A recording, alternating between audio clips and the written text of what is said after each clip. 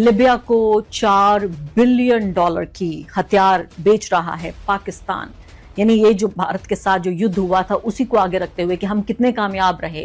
ये पूरे तरीके से मैं कहूंगी ये वाली डील हो या इससे पहले सऊदी अरब के साथ डील है। और मालदीव्स ने जो अपने पड़ोसी हैं मुल्क जो है वहां वहां पर भारत ने कोई कोशिश नहीं की। पूरे भारत का जो पोजीशन है उसको किन देशों ने माना? किसी भी देश ने नहीं माना सिवाय नैरेटिव की जो जमीन है उस पर कहीं ना कहीं भारत पूरी तरह कामयाब नहीं रहा। ऑपरेशन सिंदूर का जो ये पूरा मुद्दा आया उसके बाद से, और इसीलिए पहले सऊदी अरब के साथ डील की गई पाकिस्तान के जरिए, और वो डील इतनी मैं कहूंगी इस तरह की डील थी जिसमें कहा गया कि अगर सऊदी अरब पे हमला होता है तो वो पाकिस्तान पे माना जाएगा, और पाकिस्तान पे हमला होता है तो सऊदी अरब पे माना जाएगा। और बल्कि मतलब इंडिया की छवि जो भारत का जो मीडिया है जो पूरी हर समय सरकारी गुणगान करता रहता है, वो उन्होंने भारत की छवि विश्व स्तर पर खराब की।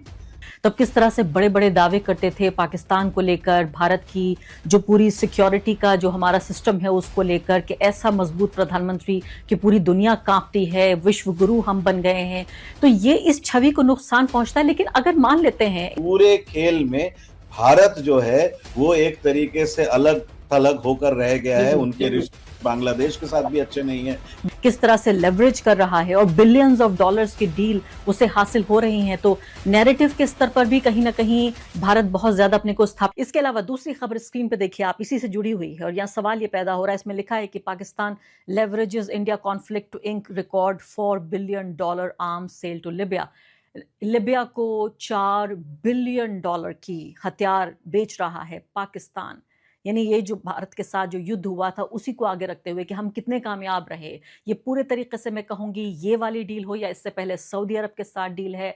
इसको लेकर पहले भी मैं आपके सामने पेश होती रही हूं, द वायर भी कार्यक्रम करता रहा है कि कैसे नैरेटिव की जो धरातल है, नैरेटिव की जो जमीन है उस पर कहीं ना कहीं भारत पूरी तरह कामयाब नहीं रहा। ऑपरेशन सिंदूर का जो ये पूरा मुद्दा आया उसके बाद से, और इसीलिए पहले सऊदी अरब के साथ डील की गई पाकिस्तान के जरिए, और वो डील इतनी मैं कहूंगी इस तरह की डील थी जिसमें कहा गया कि अगर सऊदी अरब पे हमला होता है तो वो पाकिस्तान पे माना जाएगा, और पाकिस्तान पे हमला होता है तो सऊदी अरब पे माना जाएगा। इतनी गहरी साठ गांठ इन दोनों देशों के बीच, और ये लिबिया के साथ दूसरा इन्होंने करार किया है। अब यहाँ पर अखबार जो है वो बहुत, मैंने कहा, छोटी छोटी खबरें छाप रहे हैं। मैं उस पर अभी आऊंगी। हमारे साथ मेरे सहयोगी अजय आशीर्वाद इस वक्त मौजूद हैं। राष्ट्रीय अंतर्राष्ट्रीय सभी खबरों पर नजर रखते हैं। अंतर्राष्ट्रीय पहलू तो अजय मैंने बताया दर्शकों को, US secretary of state Marco Rubio जो पूरा देख रहे हैं ये फॉरेन अफेयर्स, उन्होंने सम्मानित किया है ये कहते हुए कि इनकी सीज फायर में बहुत बड़ी भूमिका है। और आज तक हमें नहीं बताया गया है भारत सरकार के द्वारा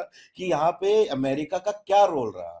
तो ये ट्रांसपेरेंसी तो दूर की बात है, बल्कि ओपेसिटी है, बताया ही नहीं जा रहा है। और ये लगातार जो भारतीय सरकार जिस तरीके से अपना परिचय मतलब ग्लोबल स्टेज में देती है, विश्व में देती है, उसके पूरी तरीके से विपरीत राजनीति जो है और राजनीतिक मैसेजिंग जो होती है वो भारत में करती है। यहाँ वो तो अजय मैं ये आपसे ये जानना चाहती हूँ, पहली बात इससे पहले कि आप आगे बढ़ें अपनी बातचीत में, पहली बात तो ये विदेश मंत्री के स्तर की हम ये कह सकते हैं अवार्ड मिला है, तो कोई ये मामूली बात नहीं है कि किसी गली चौराहे पे अमेरिका के ये अवार्ड दे दिया गया। आप कह रहे हैं बेहद महत्वपूर्ण व्यक्ति हैं, तो क्या आप ये मान रहे हैं यहाँ पर, क्या हम दोनों इस बात पर सहमत हो सकते हैं कि इसको एक तरह से अमेरिका की तरफ से एक आधिकारिक पुष्टि माना जाए? हालांकि खुद जब प्रेसिडेंट बार बार कह रहे हैं तो इससे बड़ी तो कोई आधिकारिक पुष्टि हो नहीं सकती, लेकिन अमेरिकी सरकार की तरफ से, चलिए डोनाल्ड ट्रंप को भी ये मान लिया जाता है कि कभी भी कुछ भी कह देते हैं, बड़े सरफिरे हैं, दीवाने हैं, उनको कुछ पता नहीं है,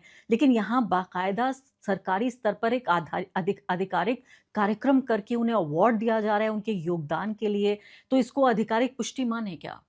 बिल्कुल आधिकारिक और पूरी तरीके से आधिकारिक, इसको आधा अधूरा आधिकारिक नहीं है, पूरी तरीके से आधिकारिक है। और दुनिया में अमेरिका ये दिखाने की कोशिश कर रहा है कि जो भारत और पाकिस्तान का जो युद्ध रुका वो सिर्फ और सिर्फ अमेरिका की वजह से हुआ है और किसी की वजह से नहीं। और इस भारत इसलिए चुप है क्योंकि अमेरिका के का जो ये इंटरवेंशन है उससे नरेंद्र मोदी जी जो हमारे प्रधानमंत्री है, उनकी जो छवि है, एक जो आक्रामक छवि है पाकिस्तान के खिलाफ, वो धूमिल होती है।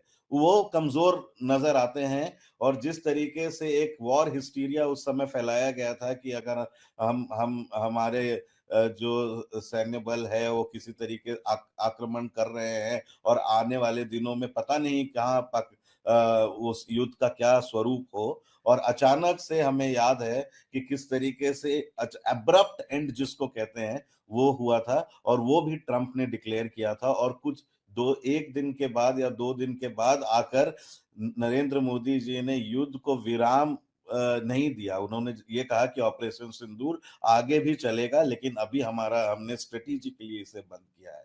लेकिन उसके बाद से भी अगर आप देखें तो दिल्ली में चाहे ब्लास्ट हो, चाहे जम्मू एंड कश्मीर में छोटे-मोटे जो 2-3 टेररिस्ट इंसिडेंट हुए हैं, उसको भी किसी तरीके से पूरी तरीके से हवा नहीं दी गई, क्योंकि उसमें उसमें भी ये होता है कि जिस तरीके से नरेंद्र मोदी जी ने ये कहा था कि अब पाकिस्तान डरेगा हमारे खिलाफ कुछ करने से, लेकिन उसके बाद भी जो छोटी-मोटी घटनाएँ हुई हैं, उसको डोमेस्टिक इंसिडेंट्स मान लिया गया। उसमें उसमें पाकिस्तान के क्या रोल है, हालाँकि कुछ रिपोर्ट्स में आए कि इसमें भी हाँ, पाकिस्तान के रोल है, लेकिन जी। उसमें क्या पाकिस्तान का रोल है, ये सरकार की तरफ तरफ से, ना कि पुलिस की तरफ से कोई पुष्टि नहीं की गई है। जी हाँ, लेकिन अजय इस पूरे मामले को अगर देखें जो इनकी घरेलू स्तर पर जो एक इमेज क्रिएट की गई है कि एक ऐसा मजबूत प्रधानमंत्री जो डरता नहीं है। नरेंद्र मोदी जब प्रधानमंत्री नहीं थे तब किस तरह से बड़े-बड़े दावे करते थे पाकिस्तान को लेकर, भारत की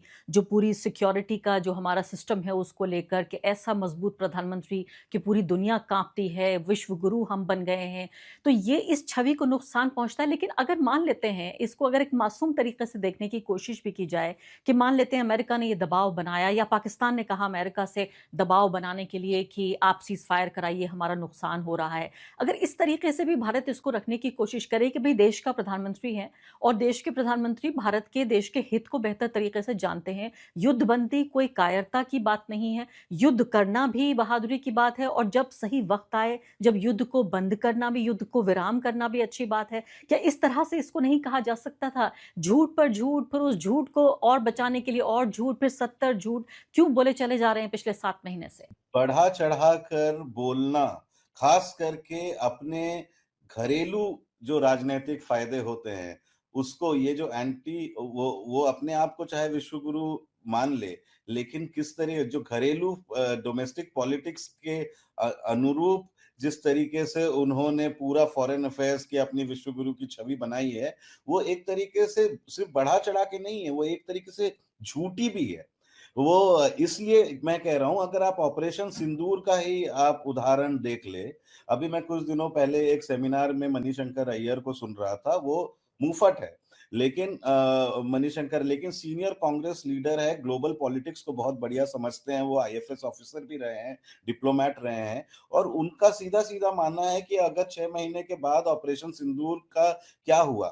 तो आप देखिए, जब युद्ध में विराम लगा, जो डोनाल्ड ट्रंप का कहना है कि उन्होंने विराम लगाई, तो उसके बाद पाकिस्तान किस तरीके से चालाकी से यूनाइटेड नेशन सिक्योरिटी काउंसिल में सबसे पहला पहलगाम अटैक पर कंडेम करने वाला स्टेटमेंट पाकिस्तान ने ड्राफ्ट किया। और ड्राफ्ट करने के बाद उन्होंने चाइना की मदद ली, और यूएन सिक्योरिटी काउंसिल में जो सारे बड़े देश हैं, पांचों देश, उनसे उनको सिग्नेटरी बनाया कि तो जहां यहां भारत कह रहा है कि पाकिस्तान पहलगाम अटैक के पीछे पाकिस्तान का हाथ है, वहीं पाकिस्तान ग्लोबल स्टेज में अपने उस इस पूरे पहलगाम अटैक को कंडेम करके सारी जो यूनाइटेड नेशन सिक्योरिटी काउंसिल है उसका लेवरेज खुद ले लिया। जी हाँ। फिर उसके बाद और भारत का जो स्टैंड था, जिसमें वो पाकिस्तान को ब्लेम कर रहे थे, एक भी देश, चाहे उन्होंने एक पूरा ऑपोजिशन डेलीगेशन भेजा कई सारे कंट्रीज में, और कई सारे कंट्रीज में भेजा, मगर उन्होंने नेपाल नहीं भेजा, बांग्लादेश नहीं भेजा, श्रीलंका नहीं भेजा, हुँ। और मालदीव्स नहीं, जो अपने पड़ोसी हैं मुल्क जो है, वहां वहां पर भारत ने कोई कोशिश नहीं की। पूरे भारत का जो पोजीशन है उसको किन देशों ने माना? किसी भी देश ने नहीं माना सिवाय 2 के। वो देश कौन है? एक है अफ़गानिस्तान, जो पाकिस्तान के खिलाफ अभी उनका वो है, और दूसरा है इज़राइल। और इज़राइल। कोई भी बड़ा देश जहाँ पर ऑपोज़िशन के या जो बाइपार्टिसन डेलीगेशन था, जहाँ ऑपोज़िशन और बीजेपी के लोग दोनों थे, वहाँ पर उनका वो जाग गए, लेकिन अपना अपना सारा कुछ बताया, लेकिन किसी ने भारत के पोज़ीशन को नहीं माना। और इसके बनाम आप देखिए पाकिस्तान का जो स्टेटमेंट है वो यूनाइटेड नेशन काउंसिल में उन्होंने अपने आप को पहलगाम से और इसके अलावा ये भी बताना चाहती हूँ आपको, मैंने अपनी प्रस्तावना में भी यही कहा था कि सऊदी अरब से लेकर लिबिया तक किस तरह से ये जो जंग हुई, ये जो है ऑपरेशन सिंदूर हुआ, इसमें अपनी जीत, अपनी झूठी-मूठी जीत को दिखाकर पाकिस्तान आगे बेच रहा है, किस तरह से लेवरेज कर रहा है और बिलियंस ऑफ डॉलर्स की डील उसे हासिल हो रही हैं। तो नैरेटिव के स्तर पर भी कहीं न कहीं भारत बहुत ज़्यादा अपने को स्थापित नहीं कर पाया, डेलीगेशन भेजने के बाद, करोड़ों रुपए भेजने के बाद भी, और इतनी भारी भरकम मीडिया यहाँ जो दिन-रात सरकार के गुणगान करती है, लेकिन ये सब कुछ साबित नहीं कर पाए। और बल्कि मतलब इंडिया की छवि जो भारत का जो मीडिया है, जो पूरी हर समय सरकारी गुणगान करता रहता है, वो उन्होंने भारत की छवि विश्व स्तर पे खराब की।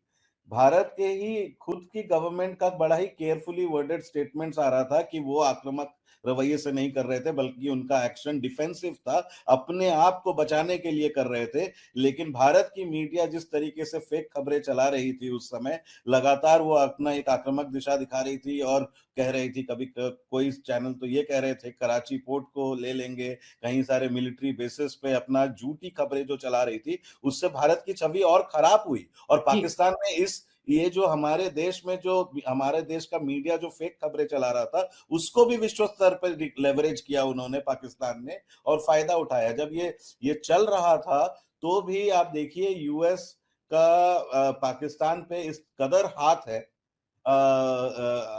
आशीर्वाद कह सकते हैं कि जब ऑपरेशन सिंदूर चल रहा था तो आईएमएफ का लोन पाकिस्तान को दिलवा दिया उन्होंने। उनको मिल गया बिना यूएस की स्वीकार्यता के, तो पाकिस्तान को इतना बड़ा लोन नहीं मिल सकता है। जी। चाइना से उनकी रिश्ते ज़्यादा अच्छे हो गए और पहले से ही अच्छे थे और ज़्यादा अच्छे हो गए और इस पूरे खेल में भारत जो है वो एक तरीके से अलग-थलग होकर रह गया है। बिल्कुल। उनके रिश्ते बांग्लादेश के साथ भी अच्छे नहीं हैं।